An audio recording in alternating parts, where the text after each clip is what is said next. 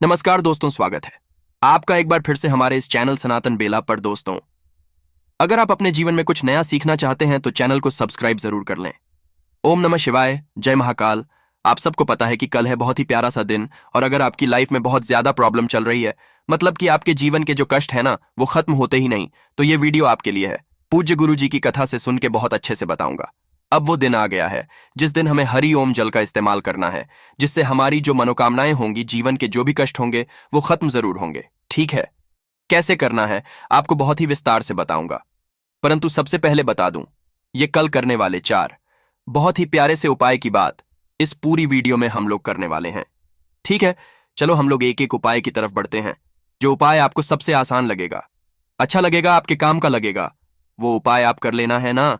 चलो, सबसे पहले उपाय में हमें करना है हरिओम जल का इस्तेमाल। उसके लिए लेना होगा इस तरीके से तांबे का लोटा। ठीक है, तांबे के लोटे में क्या करोगे, जल भर लेना, और हमेशा बताता हूं कहां से भरना है।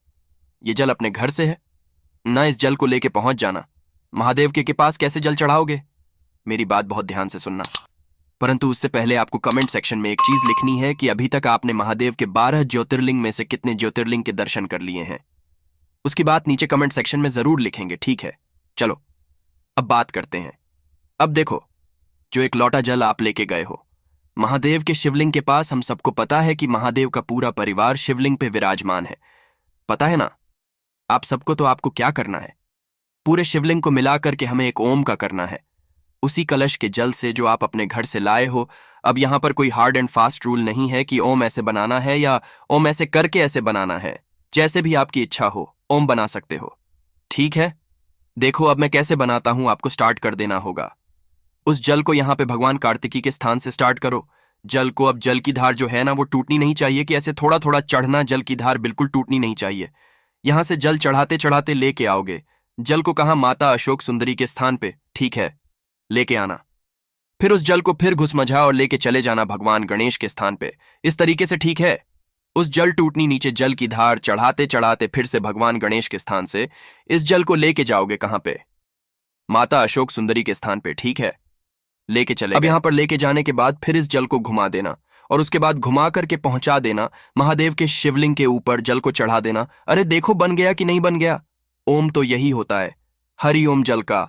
तो जो भी व्यक्ति के जीवन में बहुत प्रॉब्लम होती है, बहुत कष्ट होता है, इस तरह से अगर ओम बना करके उस जल का, जो हम लोग कहते हैं चढ़ाना, जल अभिषेक कर देता है महादेव के शिवलिंग के ऊपर, तो उससे उसकी जो भी तकलीफें होती हैं वो दूर जरूर होती है। समझ में आई बात। और जल आप जब चढ़ा रहे हो तो जल की धार टूटे नहीं, साथ ही साथ श्री शिवाय को जो जप है, जो मंत्र है, आपके मुख में लगातार चलना चाहिए। बात आई समझ में। चलो, तो यहां बहुत छोटी सी हमने पहले उपाय की बात कर ली है, आगे बढ़ते हैं इस वीडियो में। अब हम लोग अपने दूसरे उपाय की तरफ। दूसरा उपाय भी बहुत परफेक्ट है, बहुत ही ज्यादा सुंदर है।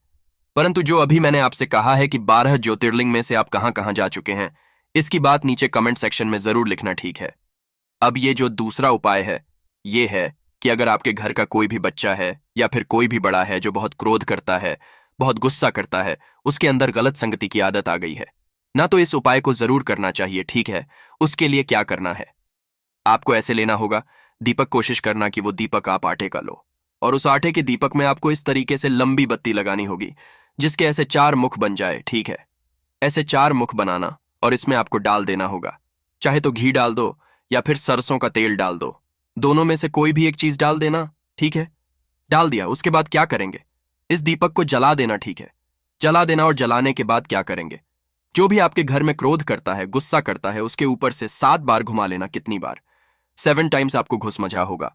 और यहां पर महादेव का एक नाम बोलना है, वो है ईश्वर महादेव। कौन से महादेव, अवधूतेश्वर महादेव के नाम से उस बच्चे के ऊपर से 7 बार घुमा लेना। ठीक है, घुमाने के बाद कोशिश करना कि उस दीपक को लेकर जाना किसी भी चौराहे के बीचों बीच में ले जाकर के उसको रख देना। परंतु कहोगे भैया चौराहे पर रखेंगे, लोग पागल नहीं कहेंगे।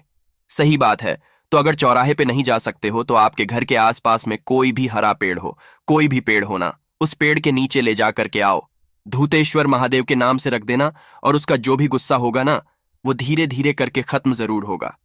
बात आई समझ में, तो इस उपाय को जरूर करेंगे कोशिश। अब आप कहोगे कि भैया एक बात बताओ कि इस उपाय को हम कौन से दिन करेंगे।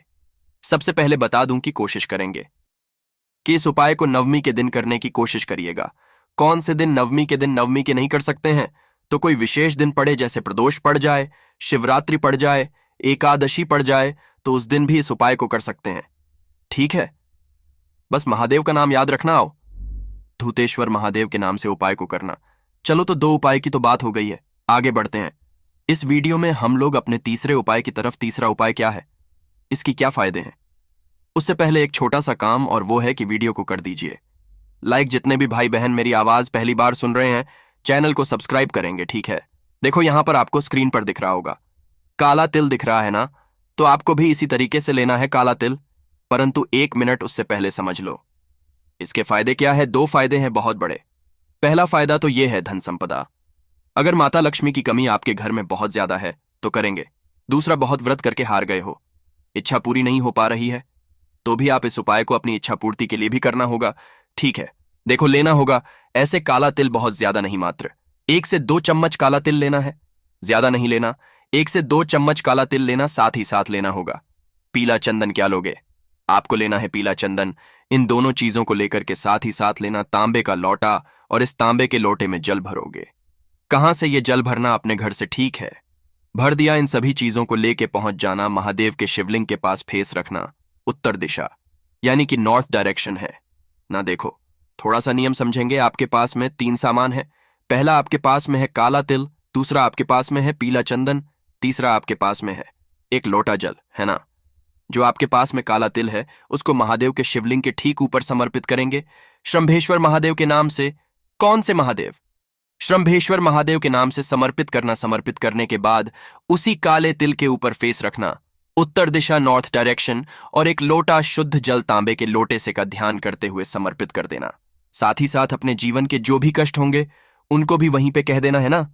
जो तीसरा काम करोगे, आपके पास में पीला चंदन है, तिल का आपको जब चढ़ा दो, जल वगैरह सब कुछ हो जाए, उसके बाद पीले चंदन से महादेव का अच्छे तरीके से लेपन करेंगे। जितना अच्छे तरीके से आप कर सकते हैं, ठीक है, लेपन करते जाएंगे। अपने जीवन के जो भी कष्ट है, आपकी लाइफ के जो भी कष्ट है, वो आप कहते जाना। ठीक है, कहने के बाद फिर एक लोटा शुद्ध जल देना तांबे के लोटे में, और फिर उसको ध्यान करते हुए समर्पित कर देना। जो भी व्यक्ति इस तरीके से उपाय को करता, उसकी जो भी मनोकामनाएं होती है वो तो पूरी होती है। साथ ही साथ घर में कभी भी धन संपदा की कमी नहीं होती। इस उपाय को करने के लिए कोई तिथि निर्धारित नहीं है, कोशिश करेंगे। शनिवार को करने की नहीं कर पाते हैं तो किसी भी दिन कर सकते हैं, कोई दिक्कत नहीं है। ठीक है, समझ में आई बात। तो 3 उपाय तो हो गए हैं, आगे बढ़ते हैं। यहां पर हम लोग अपने आप चौथे उपाय की तरफ। चौथा उपाय इस वीडियो का आखिरी उपाय है। देखो, अब ये जो चौथा उपाय है ना, ये भी है आपकी कोई भी मनोकामना जो बहुत दिनों से अधूरी है, परेशान हो गए हो ना, उसके लिए जरूर करना। ठीक है, देखो क्या करोगे, आपको लेना होगा ऐसे तांबे का लोटा, और इस तांबे के लोटे में जल भर लेना। ठीक है, जल कहां से होगा, सबको पता होगा, अपने घर से। ठीक है, जल भर लिया। अब आपको लेनी होगी एक बेलपत्र, जो बहुत ही प्यारी सी हो, बहुत ही सुंदर सी हो, से कटी पिटी हुई ना हो, है ना। बेलपत्र ले लिया। आपको अपना दाहिना हाथ, राइट हैंड इस तरीके से आगे रखना है ना। राइट हैंड आगे रख दिया। इस राइट हैंड के ऊपर जो आपके पास में बेलपत्र है, उस बेलपत्र को कुछ इस तरीके से रखना है। ठीक है, मैं बना रहा हूं ना, इसी तरीके से उस एक बेलपत्र को रख देना है। इस बेलपत्र के ऊपर आपके पास में जो तांबे का लोटा है, उस तांबे के लोटे को इसी बेलपत्र के ऊपर रख देना है। ठीक है, रख दिया।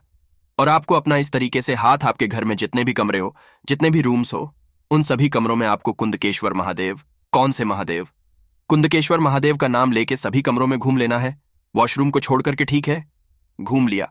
घूमने के बाद क्या करेंगे, लेके चले जाएंगे उस जल को महादेव के शिवलिंग के पास, फेस रखेंगे उत्तर दिशा, नॉर्थ डायरेक्शन। जो जल आपके पास में है, सबसे पहले उस जल को नीचे रख देंगे महादेव के शिवलिंग के पास में। आपके हाथ में एक बेलपत्र है, उस एक को महादेव के शिवलिंग के ठीक ऊपर समर्पित कर देंगे, श्री शिवाय का ध्यान करते हुए, जिसकी डंडी हो जाएगी माता अशोक सुंदरी की तरफ, और पत्ती का मुख हो जाएगा, वो हो जाएगा आपकी तरफ, है ना। समर्पित कर दिया।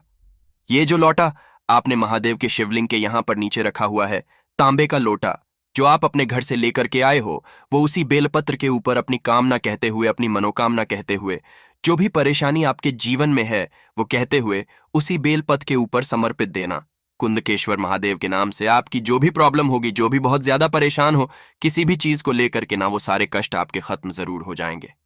ठीक है, तो इस पूरी वीडियो में हम सभी लोगों ने 4 उपाय की बात की है। कोई उपाय समझ में नहीं आया तो बिल्कुल परेशान ना हो, नीचे कमेंट सेक्शन में पूछिएगा, मैं पूरी कोशिश करूंगा रिप्लाई करने की। और हाँ, वीडियो पसंद आती हो तो लाइक जरूर किया करिए। जितने भी भाई बहन मेरी आवाज पहली बार सुन रहे हैं, अचानक से चैनल पे आए हैं, तो चैनल को सब्सक्राइब करें। ओम नमः शिवाय, जय महा